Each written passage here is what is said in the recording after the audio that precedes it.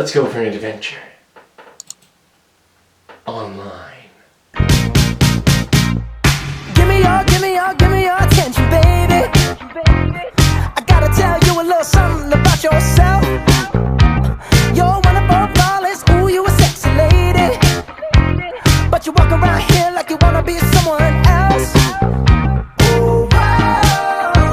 I know that you don't know it, but you're fine, so fine. Fine, so fine. Ooh, whoa.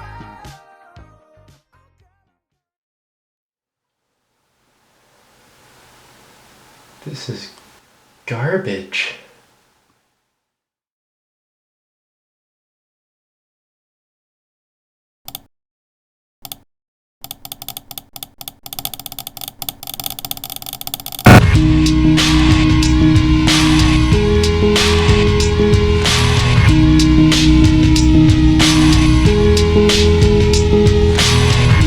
Lots of people make their living on the internet these days. Even some people who don't sell novelty t-shirts or exotic sex aids. These websites make their money mostly off of advertisement revenue. They allow companies or businesses to throw up an ad on their website in exchange for money. And the more traffic that website gets, the more they can charge advertisers for use of their space.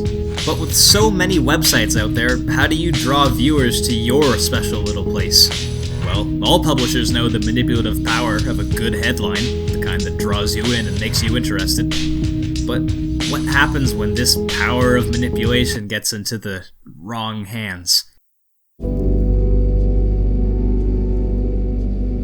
These types of articles, commonly referred to as clickbait, have been ubiquitous on the internet for years. On shady news sites you shouldn't really be on, or via that one friend on Facebook who constantly shares them. Clickbait is any internet content that exists purely to draw traffic to the website it occupies, which means the quality of the content is much less important than whether or not the title and attached picture can attract viewers. Jake Beckman of @SavedYouAClick describes clickbait as social copy specifically intended to leave out information to create a curiosity gap. Some of it's disingenuous. It's not always, but the reader is always being manipulated. Clickbait has its roots in yellow journalism, newspapers and articles often written with little to no research or facts that rely on eye-catching headlines to sell their story. By the mid-20th century, it was commonly found between the covers of trashy newspapers, put on grocery store shelves near the register as impulse items. But in the late 20th century, sales of these newspapers were dropping as people became more aware of the lackluster content. Publishers didn't know what to do. Ding dong, who's there? Why, it's the year 1994, and they've brought along their good pal Jerry and David's Guide to the World Wide Web, otherwise known as Yahoo, the first internet search engine. Basic idea is this makes the internet way more accessible, which means more people are going on it. And like a family of lice nestling into a third grader's scalp, yellow journalism had a new home. For any terrible, horrible people out there hoping to create the next Upworthy, take note. We're going to take you through the step-by-step process to getting people to pay attention to your turd of an article. If the advertising universe had taught us anything, it's that what you present is nowhere near as important as how you present it. Step 1. Tell people how to feel. An emotional bend is always helpful, so why not tell people what your thoughts were on your subject? Seemed like he was just walking his dogs. When I looked closer, I was shocked. Sound interesting? Don't you want to be shocked? Why not try clicking on that link? Step 2. Challenge the reader. When we say challenge the reader, we don't mean create tough and thoughtful material, we mean actually challenge them to read the article. Tell them that they won't even be able to read your article without laughing out loud or weeping like a madman. Well, they don't know my abilities. I'll prove them wrong by clicking on that link! Step 3. Never yield the sex appeal.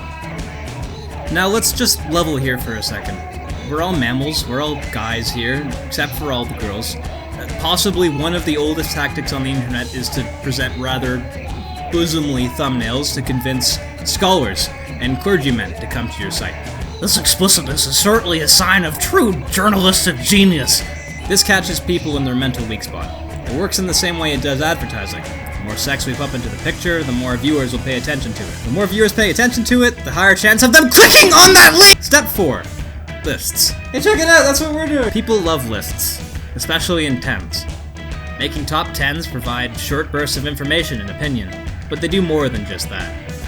seems to be that top 10s are a way of spinning information to seem more important than just presenting it straight up would be. If you know this plate is in the top 10 plates, you better know that it's a pretty damn important plate. This isn't to say that every ordered publication is actually using dirty tactics to manipulate you, but some people use the top 10 format to pump clicks into their system. Let me introduce you to our friend, WatchMojo.com. What started out as a way to showcase almost nude women on YouTube, see step 3, turned into a top 10 making machine.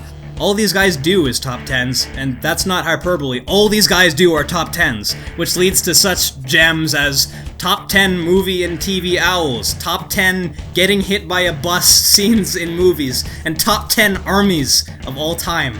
Amazing content, guys. Meet up next Thursday. Step 5. Relate to the audience. Merriam-Webster defines a coterie as a small group of people with shared interests or tastes, especially one that is exclusive of other people. BuzzFeed defines it as our primary source of income. You see, people are not going to be interested in your article unless it's something that interests them, so just make it about them. A lot of people live in Toronto, just start pumping out articles about that. Who else uses the internet? How about people in their late 20s? Great, put that up. The more people who belong to that group, the more people there are to mix up! Why it works. The reason that clickbait is able to draw in such huge crowds lies heavily in what's known as the concept of curiosity as a feeling of deprivation, also known as humans like to think they know a lot of shit. When a clickbait article comes into your life, it presents a new piece of information, but it skips out on presenting the essential knowledge. Suddenly you know that there's something out there that you don't know about, and that cannot be allowed. Better than to figure out what you've been missing. This is the one underlying tactic that all clickbait uses. Not only does it leave the most important piece of the puzzle out of the headline, but it praises this information as the god of all fun facts that will change everything you know about your life or something. By the way, this is also why so many clickbait companies do quizzes, so you can prove to your friends or even just to yourself that you know things, however useless it might be. This is why things like Trivial Pursuit and Jeopardy are considered fun. Oh, I knew that! I knew that! Oh! Oh! $20,000! I won Jeopardy! I'm a champion! Come back next week! Oh! So, what's the damage? Well, I mean, it's annoying, isn't it? It's just another annoyance in your life.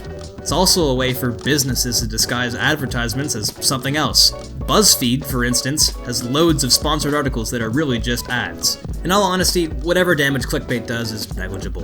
This sort of content has been around for a long time, and it's not affecting real journalism too much.